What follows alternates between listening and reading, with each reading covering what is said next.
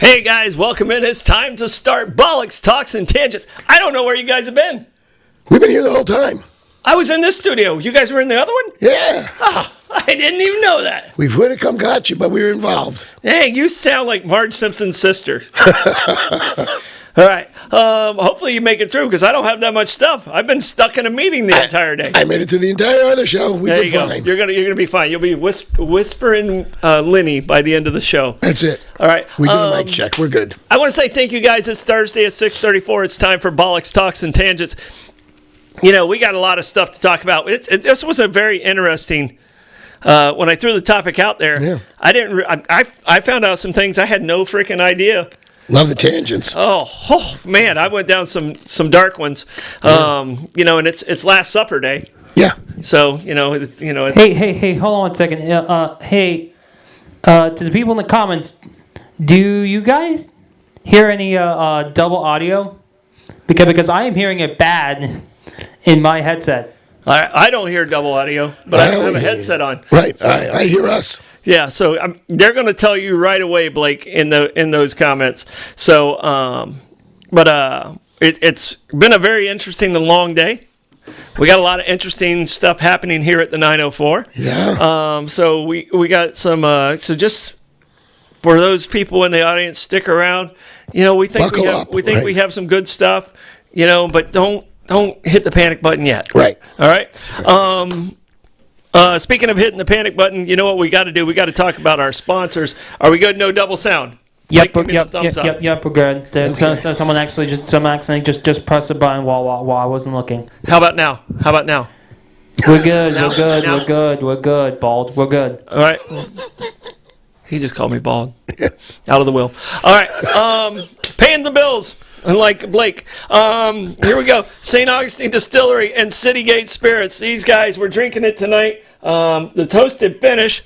Thank you for pouring this for me. I appreciate it. It's an autographed bottle, by the way. Oh, yes. Oh, we weren't supposed to pour that one. No, just joking. It's been open for a while. Yeah. No, those are the distillers. Yeah. Oh, those are the distillers there. I have one with the owners also. So, cheers. Cheers. Blake, drink up. Curative powers. All right. St. Augustine Distillery, Citygate Spirits. Oh, that's good. Yeah. They have the best tasting tours, not only in town, but in the country. Apparently, yes. Just quality classes that they have. The flavors at Citygate blow you away. You just go, I don't know how that's going to work. And then it just works. Yeah. You know? Well, the St. Augustine Distillery announced just a couple days ago that they're releasing another bourbon that's been in Armagnac casks. Okay. So it's going to be an interestingly flavored bourbon as well. They've done sherry casks, port casks, and a third one that I don't remember. And now they're doing Armagnac, and I think it's released in the beginning of May. Armagnac. Okay. Say French brandy. Okay, excellent. That sounds very interesting. Mm-hmm. I like their brandy bourbon. It's very sippable. Yeah. Smooths it out. It's like an after dinner bourbon, in my opinion. All right, Meehan's. I'm going to let you talk about Meehan's while I share what's going on here. Those people that need it. Well, Meehan's is just 3 bars in one. Beautiful backyard, and it's the perfect time of year for it now. Sit out back, let Hubble and his friends out there take very, very good care of you, Shay. The backyard staff is just fabulous, as is the inside staff, Caleb and Anthony and the people that are attending you inside, as opposed to the upstairs staff. You got 3 bars. You got Johnny's Oyster Bar upstairs. You got the Irish pub downstairs. You got the backyard. Music in the afternoon in the backyards. Music in the pub downstairs at night. Menu is fabulous. Food is great. Try the Irish cream. And see if Reggie's around and say hello to that wonderful, wonderful man. The staff is absolutely amazing, and I don't know what. There it goes. It wouldn't let me share. Absolutely amazing. Yeah. We did a quick walkthrough just a couple nights ago and waved to Caleb. We were on our way out. Just phenomenal crew the entire time. Just love everybody there. I mean, Kelly and Hubble in the back, and Hubble's now moved inside a little bit. Really? Yeah, doing a lot of different things. All right, Abare, Kresge and Associates. Guess what this week was? It was tax week. Hopefully you filed your extension, and these guys would have helped you. But now, if you didn't, guess who will help you? Abare, Kresge and Associates. I got my refund, baby. Give them a call. I didn't get one of those yet. Blake got his back. But, when you have the 36 tax businesses? returns that I Right, have. right. You know, maybe more coming. The tax returns that I have. It's not easy to do, but these guys make it look easy, and they get me the best deal I can possibly get. All right, St. Augustine Pirate Museum, over 800 artifacts. Yep. 800 artifacts that are out there, and they have one of the three Jolly Rogers. It was a museum that actually started down in Key West. Mr. Croce brought it up here. We're so happy he brought it up here. It was on a side street in Key West. It wasn't getting the love that it needed to be. Now it's right there located on Sponsor Row, and it gets all the love it deserves. Kaiser's Deli and Market. We need to get over there. I can't do it tomorrow. I got a lunch meeting, but we need to get over there and Absolutely. have a Bollox lunch meeting at Kaiser's. That's where we hold our formal, Yes. important corporate Bollox meetings. That's right. Is at Kaiser's for lunch. The other ones we hold off till the nighttime a little Right, bit. Yeah. yes. Yeah, because we're more liquor. Yeah, we're more of the liquor line, but they do Right. have an amazing selection of beers and an amazing local market. All right, the Vault and Company, the Pontique. Brian and his crew, they're so professional over there. They do have one of the largest collections of Louis Vuitton bags. They specialize in coins, amazing jewelry. Just go see them on their US 1 location, just north of the fire station on US 1 there. The Saint Restaurant. So excited. They just joined us just last week. If you have not been to the Saint, do yourself a favor and get to the Saint. I say do the bread. Best bread service in town. I've never seen that bread service that has that quality of bread, the garlic, the honey. I mean, everything in that bread service is spot on. It's like three different kinds of bread. And you know, they have amazing appetizers, and you can't beat the view. No. They really, the design of this restaurant, if you could give it an A++, it's an A++. I marvel at how well they've built that restaurant. And even if you're inside in the courtyard, the view in the courtyard is beautiful.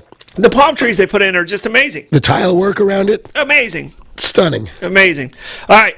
We're talking about Holy Week. I did not have a word of origin because I didn't have time because I was locked into, and by the way, we did pass our Harb, what we were trying to get done at Harb. Anish, you did an amazing job. He's our attorney for our company, son of Conti, and he knocked it out of the park. I can't give him enough props on how well he did in the presentation today. Great. So it's not easy to do, and it's one of the first times he's really had to take on that role with us in the company, and I just want to say very proud of him. He did an awesome job. All right. So what's your word origin? Please tell me you have two and give me one. I have one, but I can stretch it. Oh, just give me one then. Okay. And make sure it's a good one now. No pressure. Because I came up with zero. Thrive on pressure, first of all. No pressure. I'm a diamond at some point. You're so compressed. That's exactly. Oh, as long as I'm not depressed, we're all good. That's well, today is Holy Thursday or Maundy Thursday. okay. So my word origin is Maundy. Maundy. I don't know what. Maundy.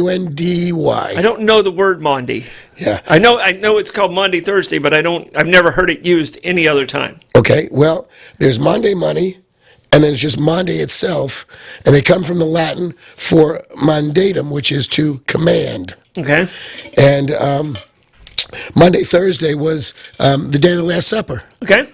So today was the Last Supper where Jesus created the Eucharist. Yes. You know, eat of this bread, this is my body. Drink of this wine, this is my blood. And Monday 30 was the day when Jesus commanded his followers to love one another, basically, was his commandment to them. But Monday money would be the alms you would give to the poor. And it's also Monday itself is the ceremony of washing the feet of the poor, or Jesus did to his disciples. So, you know, every year about this time, and I don't know if he's going to do it this year, nor if he's physically capable, unfortunately, but the Holy Father or the Pope will be often seen washing the feet of some of the indigent parishioners that are in Vatican City at the time. And that's the continuation of Jesus washing the feet of the poor. Yeah.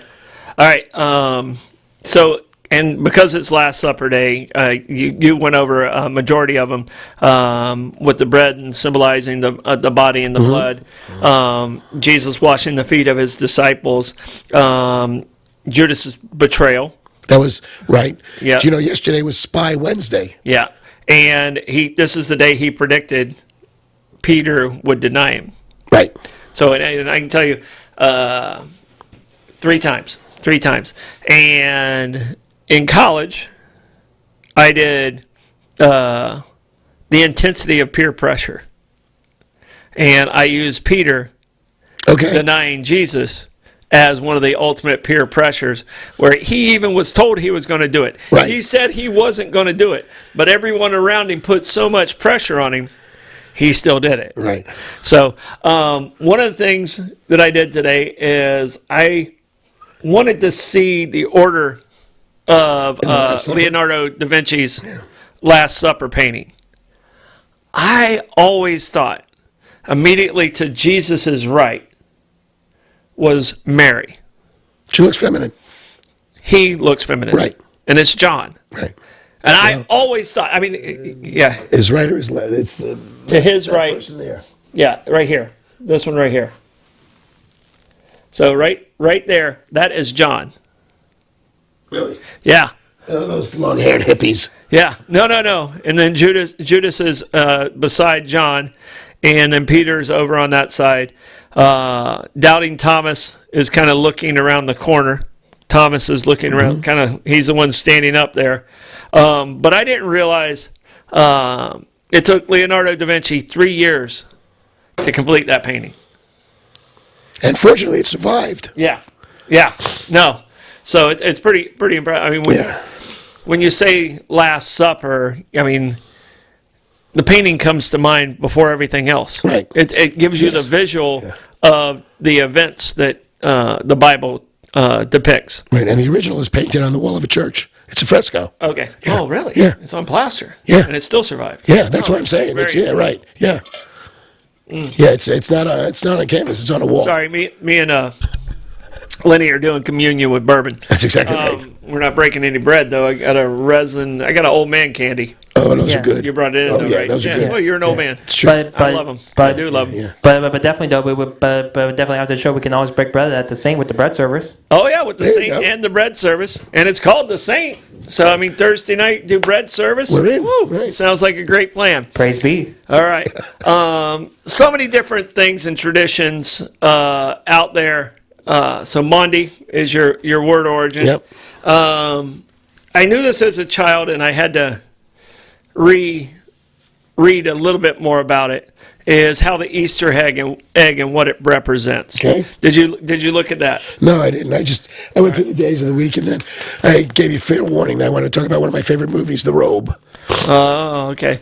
Well, Easter egg, and I don't think I have it written down. The Easter egg actually is a symbol of life, rebirth, and fertility.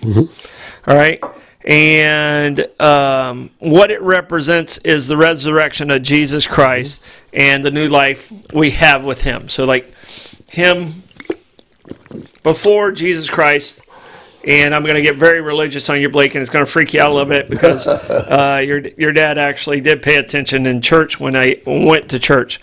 So Oh boy. before, and I use the rest. I used to be a young life leader, believe it or not. Before Jesus Christ, man and God had a rough relationship. They didn't really talk.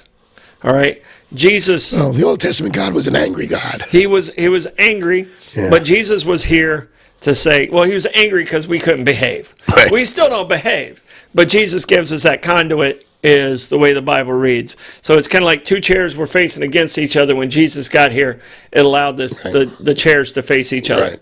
All right. So that does that make sense to you? Yeah, absolutely. Okay. It's kind of one of my analogies that I use a lot when I try and explain that back when I explained it. Right.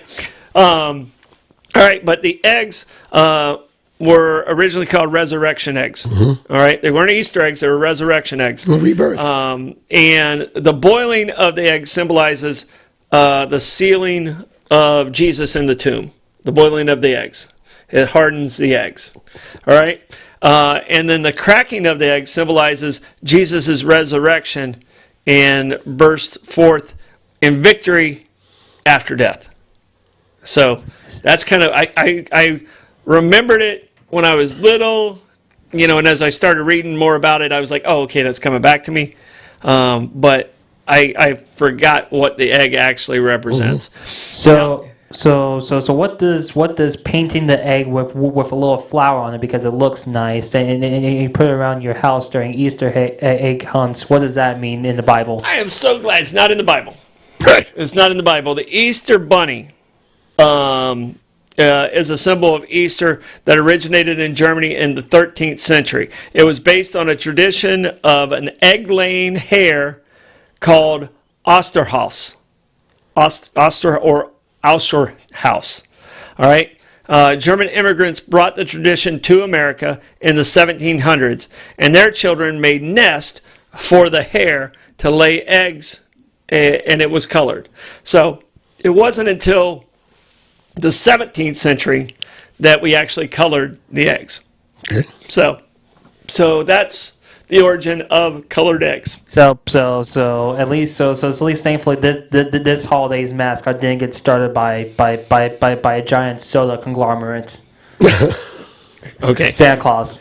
Yeah. Well, that's there's a lot of different stories of where that came from, but Macy's is the main reason.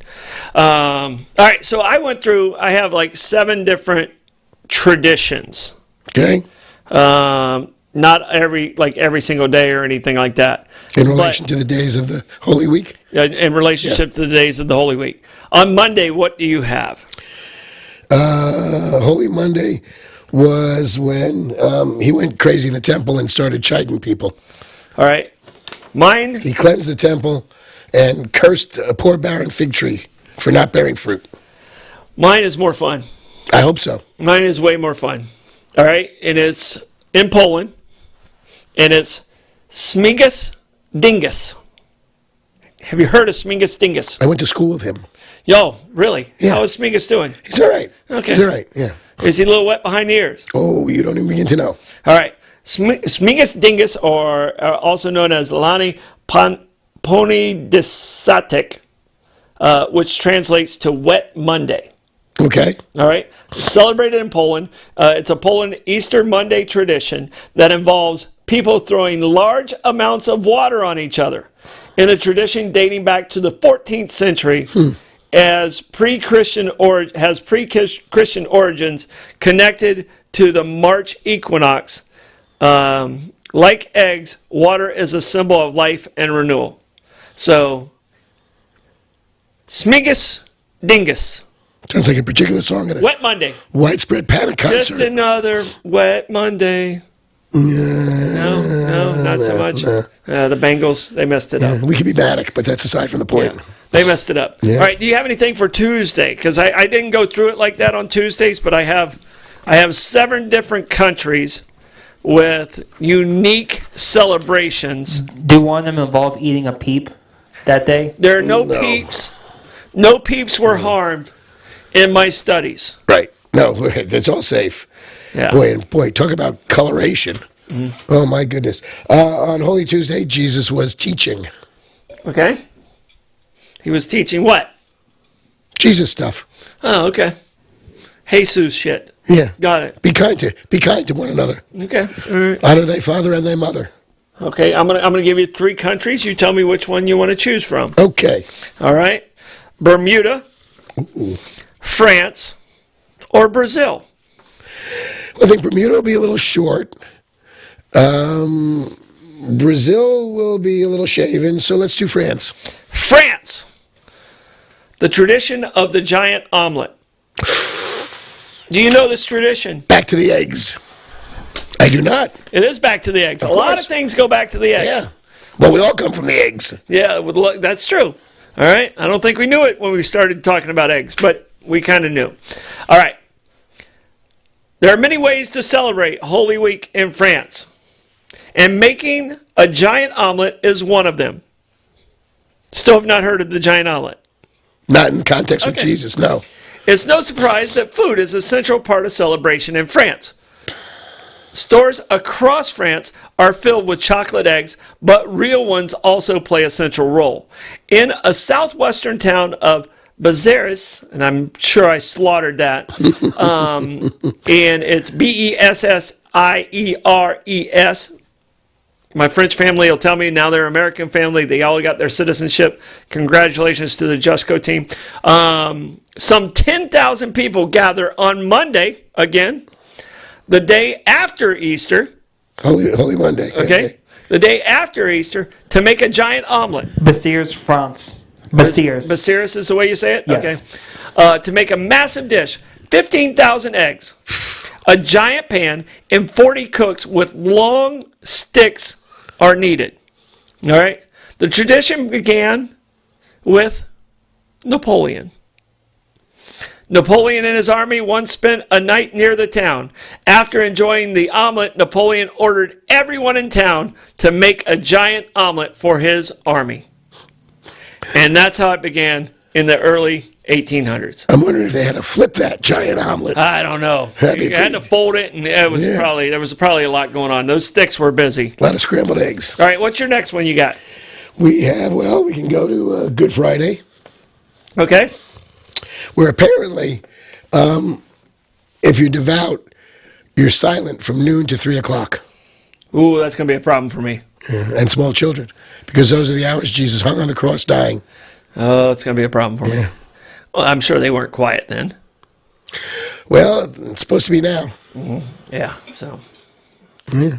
You ever hear the Sam Kinison joke? I'm going to hell anyway. Yeah, well. So Blake, you ever heard the Sam Kinison joke talking about? And Sam Kinison was a preacher who became very jaded, And became a screamer. very much a screamer. Yeah. That was part of his comedy act. I'm not yet, but I know it's a little bit late. But here's a giant omelet. Oh, that is a big ass omelet. Nice. Cheese? That is They a making big cheese ass out? omelet. Yeah, hopefully some daddle. A little bit onions, a little bit peppers. All right. So Sam Kinison, in part of his stand-up act, he was talking about when he was a preacher and someone was concerned about the resurrection and when, Christ is coming back. And the guy asked preacher Sam, he said, "How am I going to know it's Jesus?" And Sam Kinison goes, "He's the one who can whistle through his hand." So, as a preacher, he was still funny. Yeah, absolutely. Yeah. All right, but I mean that was the omelet, the giant omelet, which was created by Napoleon. Yeah. So it turns out that it was Who wasn't as short as people think he was. Sam Kinison. No, Napoleon. Oh yeah, no, he's like 5'7". Yeah, he's 5'7". Yeah.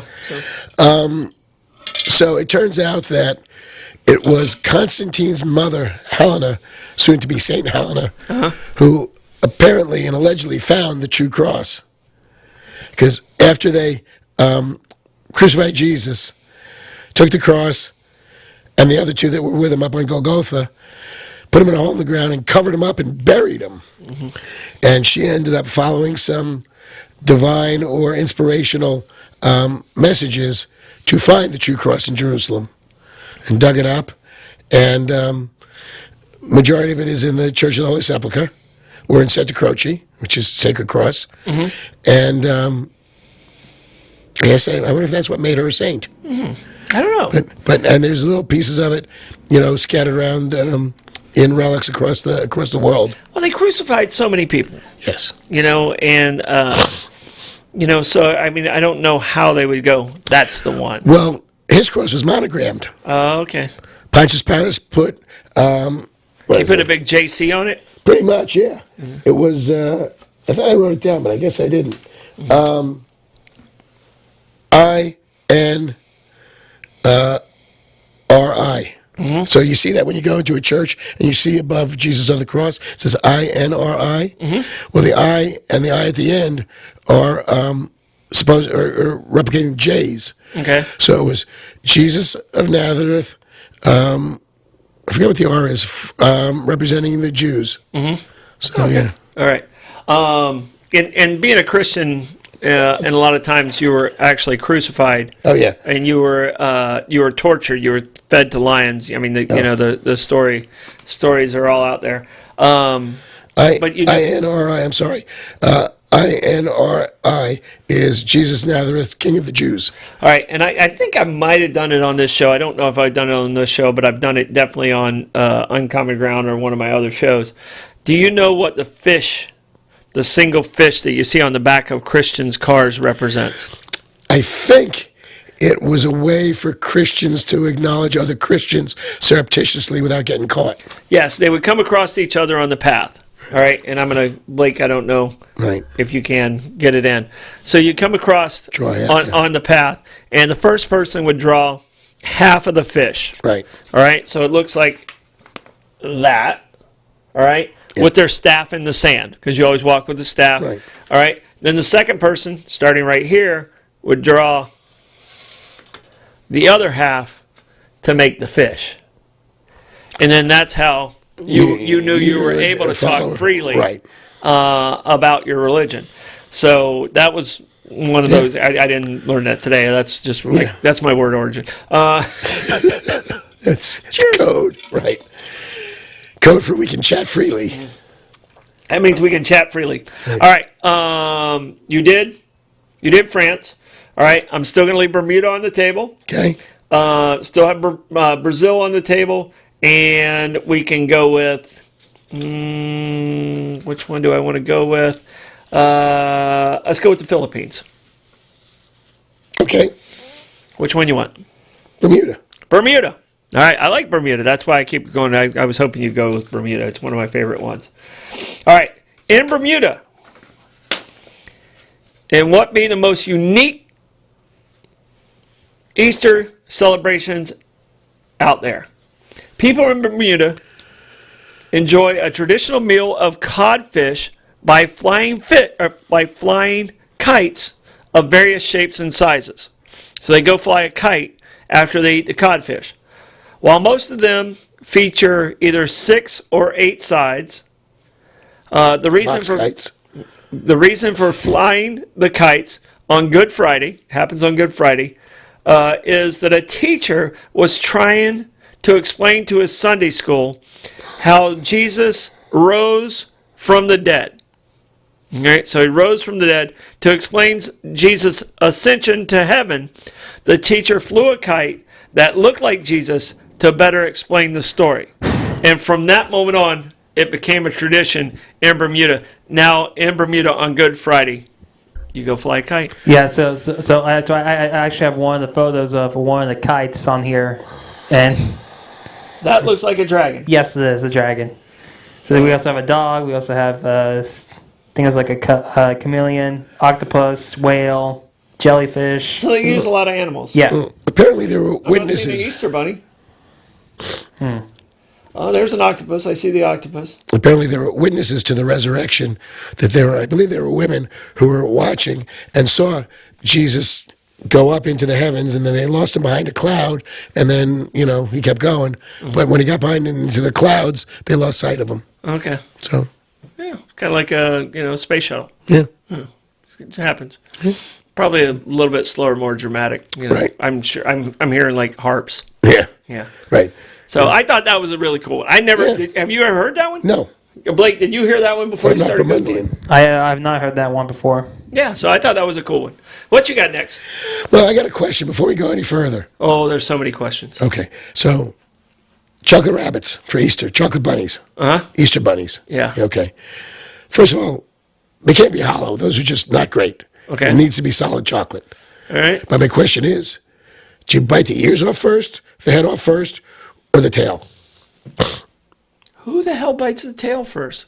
What kind of animal? You bite the ears. Okay, just wondering. It's one of those. It's one of those personal preference kind of things. Is there not a personal preference? I mean, Well, if it's a hollow one, you just break it and you can eat the chocolate.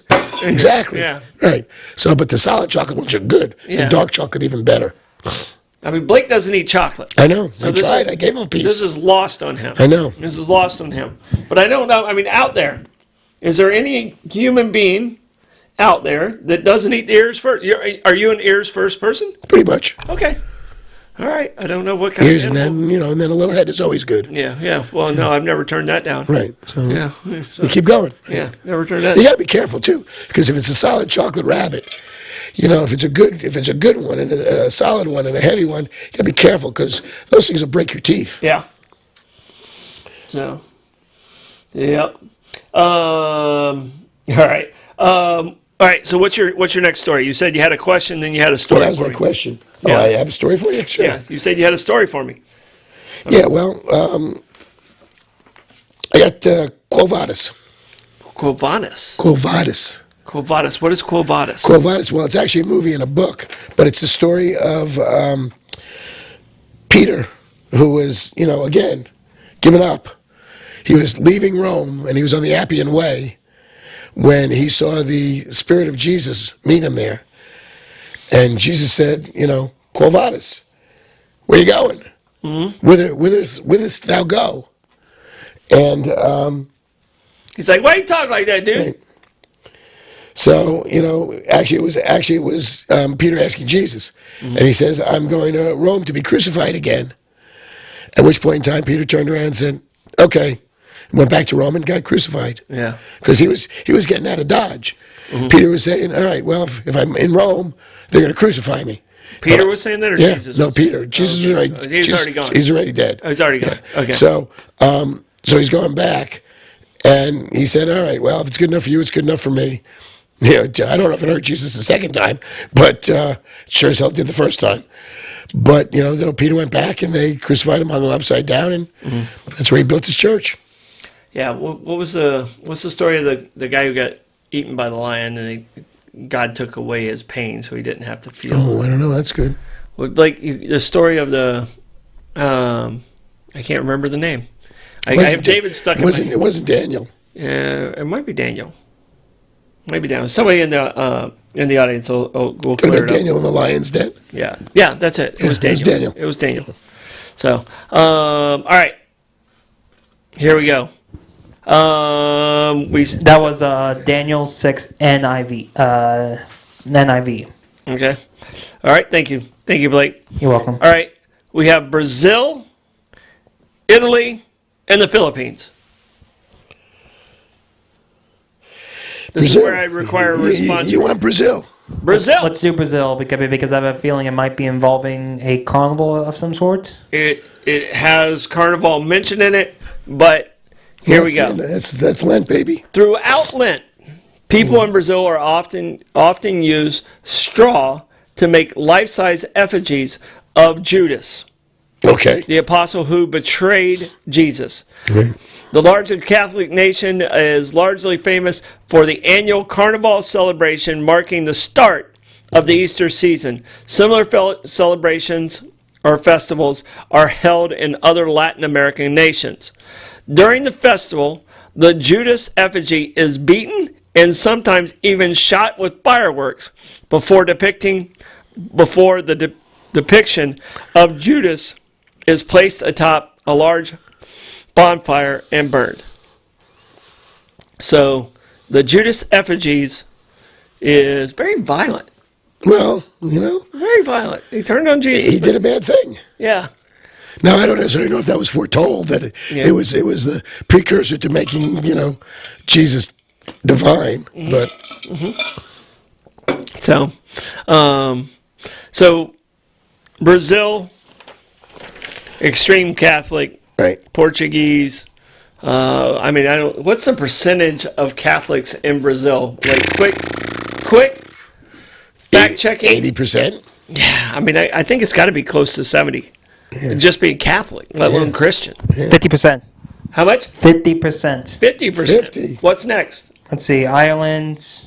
No. What's In next? Brazil. What's next in Brazil? Or you looked up? I only just specifically looked at percentage of Catholics in Brazil. I didn't get countries. All right, so you got 50% in Brazil. What Ireland is? How much? It is Ireland is 69%. 69% Catholic. I would have thought a little bit more there as well. That battle went on for a while. Yeah. So. Well, Catholic as opposed to Protestant. Yeah. So well. okay. So I have the numbers here. So it was around 60. So actually, it's so in 2010, Brazil was 65% Catholic compared to 92% Catholic in 1970.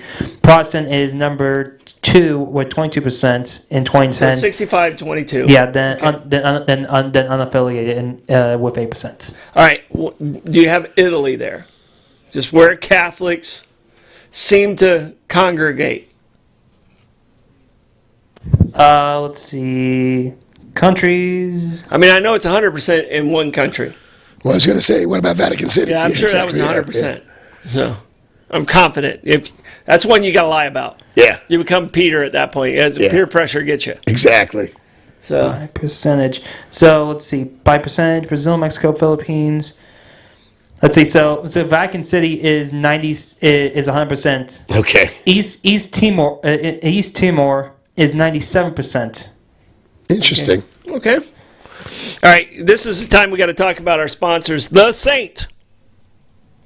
Not talking about Try the 100-layer lasagna. Yeah, the 100-layer lasagna. I love their lamb.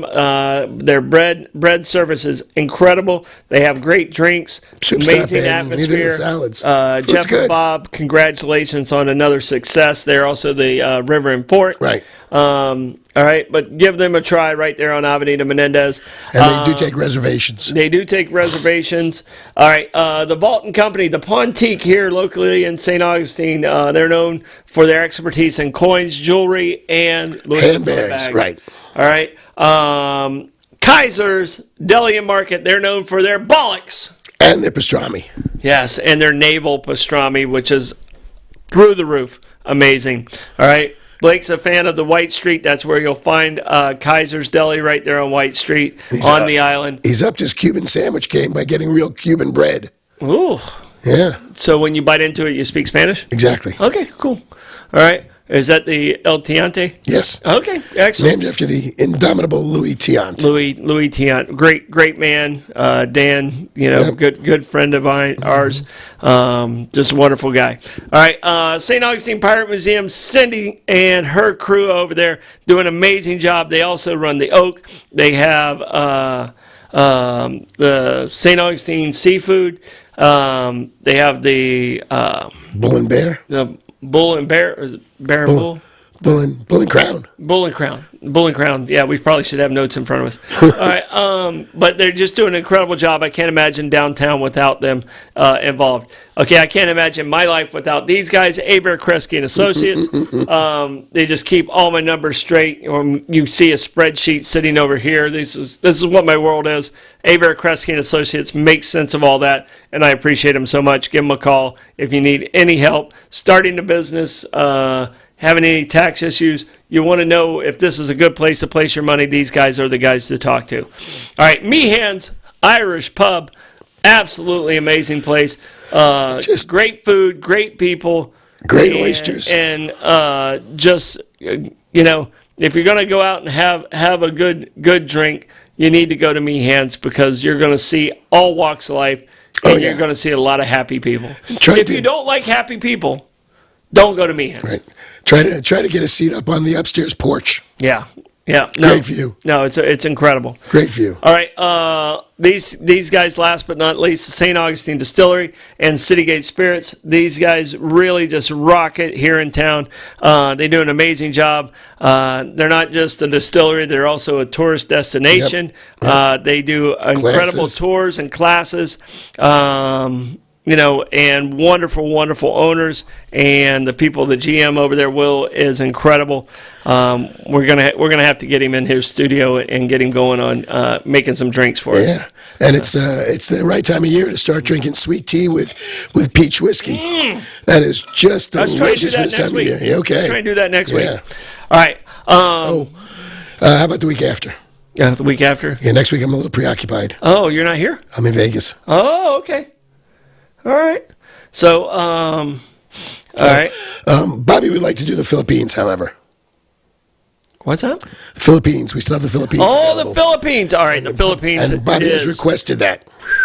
Philippines is the darker one. Yeah. So before we start, the Philippines have 78% of the population is Catholic. In the Philippines. Yes. Okay. All right. The Philippines. It is the reenactment of the crucifixion. All right? It's imitating the suffering of Christ, takes on a gory feel when some believers have real nails hammered into their hands and feet. That's devotion. Man. Others drag heavy crosses and crawl on their hands and knees as part of the annual Good Friday tradition. Yeah. Although the practice is condemned by the Catholic Church, many still choose to participate to show their devotion to Christ. The events take place primarily in the central Luzon province of Pampanga, but also in towns like Cuntad in the San Pedro and Manila area.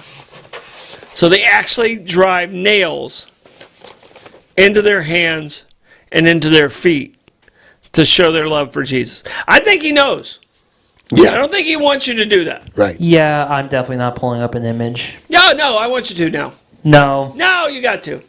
Oh Because boy. Bobby wants it. I don't think he said it, but I know. Well, he's talking about- I would he brought definitely, up- I would definitely understand if Kenny wants the image. I'm surprised Bobby wants that image. Well, he did bring up self-flagellation, so.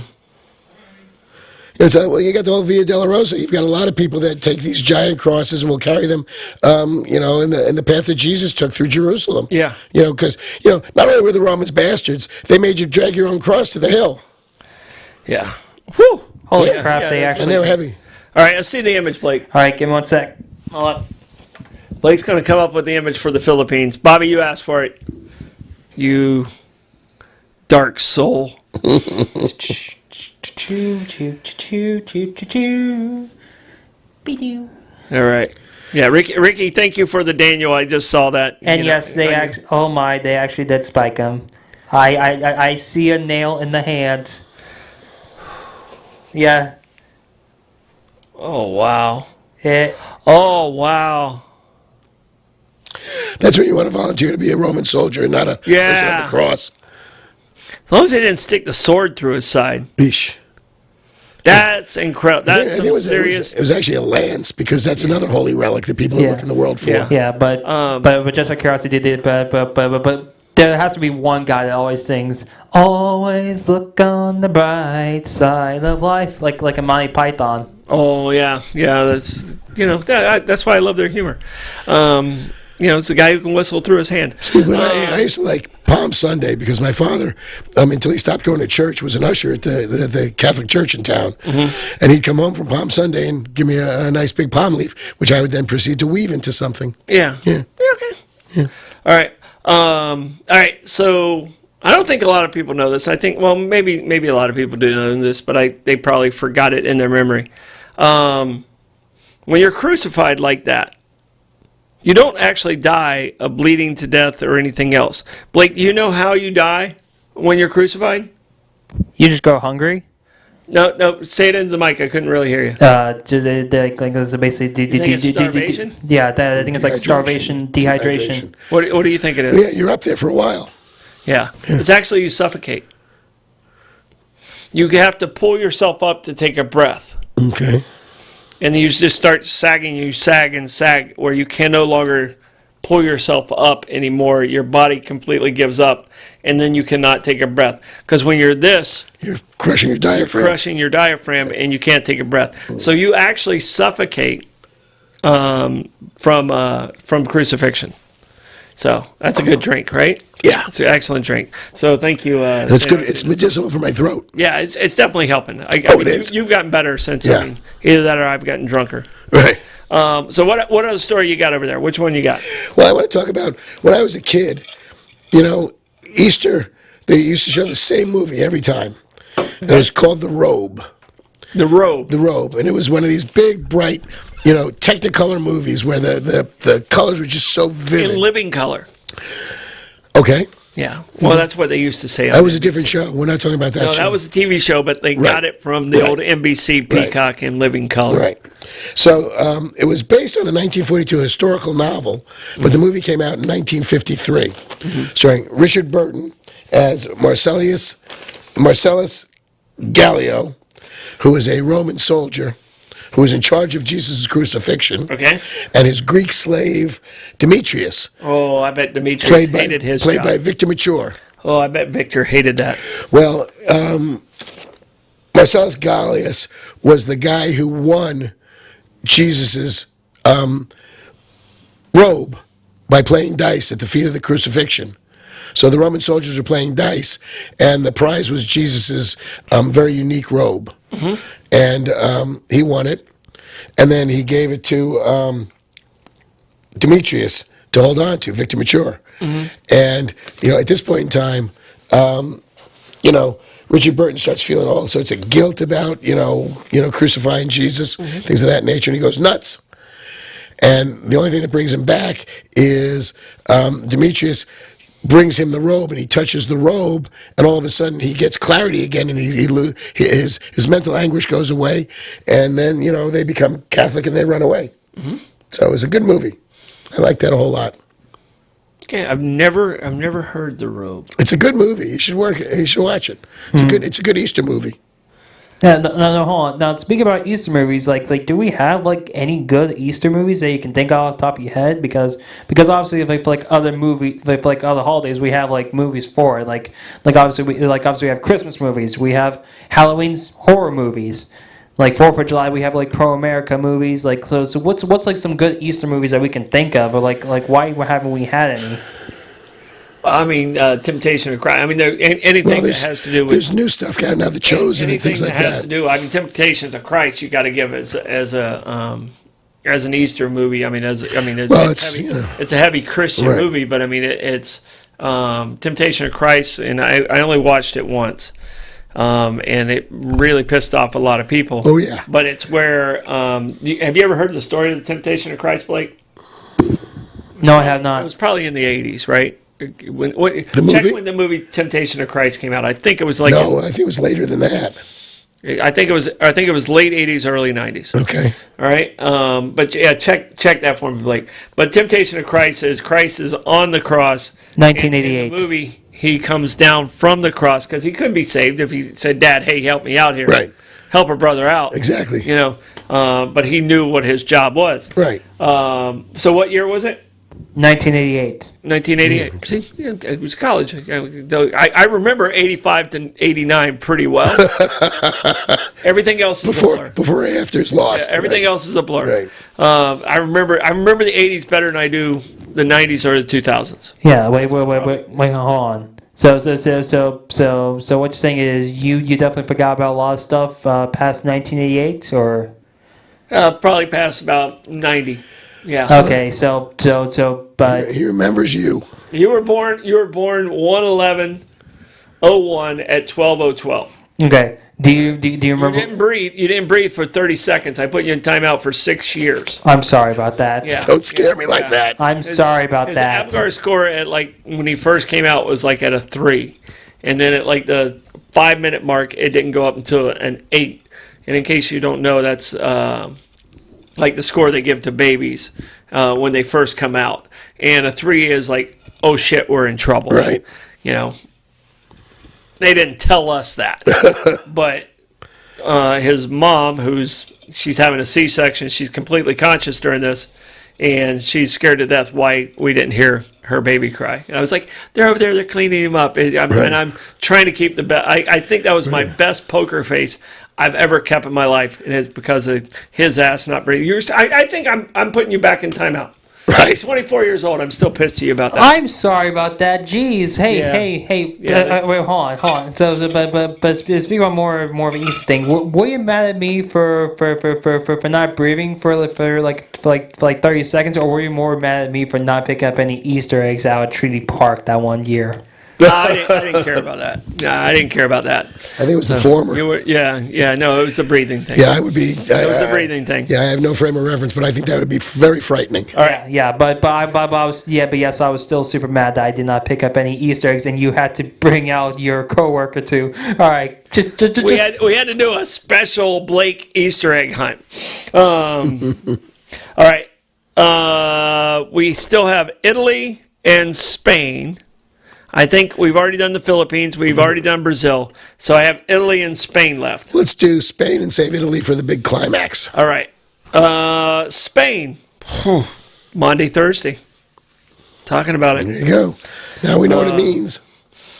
It is the dance of death in Spain. The dance of death. Pull it up quick, Blake. And you thought the Philippines were dark. On Monday, Thursday. It's not a scene from a Halloween parade, but rather than some in Spain celebrate the start of Holy Week. Monday, Thursday, the day Jesus held his last supper with his fellow disciples, is also the day when the dance of death is held. I'm stalling for Blake to pull up the image. There it is. The dance of death. All right, people dressed in skeletons march through the town of Vergas for what has become the must-see celebration. Never heard of the Dance of Death until today. No, because you always think of the Day of the Dead in Mexico. Yeah, yeah, that's around Halloween. Right. Yeah. But this is the Dance of Death. So what's the correlation between that and Monday, Thursday? They celebrate it on that day. Right. So because they know he's going to die the next day. So they're kind of sending him to his death as the celebration. No? You know? Yeah, no. Okay, all right. You have a bit of confusion. All right. Last one that I have. Italy. All right. Italy. Madam President is here in town. Well, not here in town, but Italy. in the U.S. It is the most important Easter event in Italy, and that is the Stations of the Cross. Mm-hmm. All right? You were Jewish and Catholic, right? Correct. The Stations of the Cross that takes place in Rome on Good Friday. The event features the Pope takes place between the Colosseum and the Temple of Venus. Venus, sorry, not Venice, Venus, in the Roman Forum.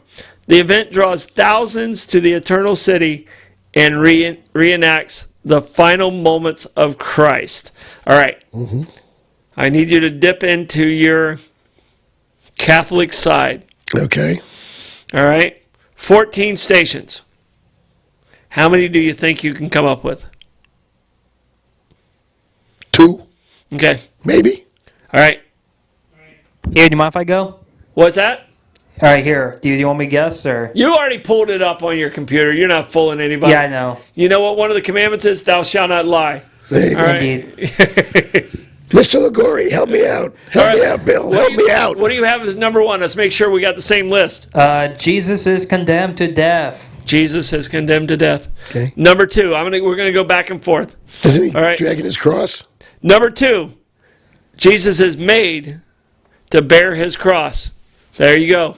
Number 3, Blake. Jesus falls for the first time. He collapses. It's a heavy cross, I told you.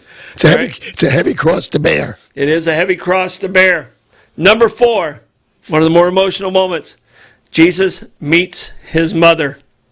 Oh. All right, number 5, Blake, what do you have? Witness the whole thing. Simon the Cyrene helps Jesus carry the cross. Helps him bear the cross. Okay. Number 6, Veronica wipes Jesus' face. Number 7, Blake. Jesus falls for the second time. Come on, Jesus, get up. All right. Number 8, Jesus meets the women of Jerusalem. Number 9, Blake. Jesus falls for the third time. You got Jesus falling a lot, Blake. Jeez, A lot of the odd numbers are Jesus falling. All right. Number 10. This is a dignity thing. Jesus is stripped of his garments. 11, Blake. Jesus is nailed to the cross. Correct. Obviously, number 12, Jesus dies on the cross. Number 13. Jesus is taken down from the cross. All right. And number 14, Jesus is placed in the tomb. Yeah. But then also, if that case, then would you say there's a 15th station? The resurrection. That's not on Good Friday. That's a couple days later. It happens on Sunday. All right. So these are the things that depicted the station of Good Friday. And I don't understand why Good Friday is called good. No, well, it's called good. Well, it's good because of it. It turns the chairs around. It makes our relationship work. Right. For those Christians out there. Well, that was his commandment. Yeah.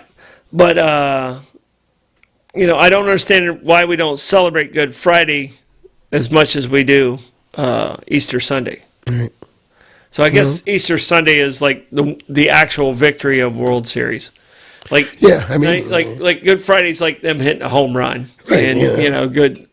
Sort of near. Look at me now. Easter Sunday is like the last catch of the World Series. Yeah, look at me now. I got you. Nanny boo boo.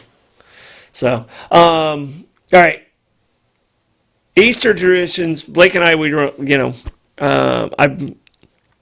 really. We're down attend church. You don't attend church a whole lot, and doesn't make us bad people. We live by the golden rule. That's what I say. Yeah. So growing up, what is one of your Easter memories as when you were a child? Well, you were an only child, right? No, I have a sister. Well, ostensibly, my sister's 10 years older. You said, oh, that's true. And okay. she moved to. Yeah, she graduated. She went to college for 4 years. 2 of them in Hofstra when she got out of Buffalo because there was too much snow. Mm-hmm. But we would go to my grandmother's for Easter dinner every year. Okay.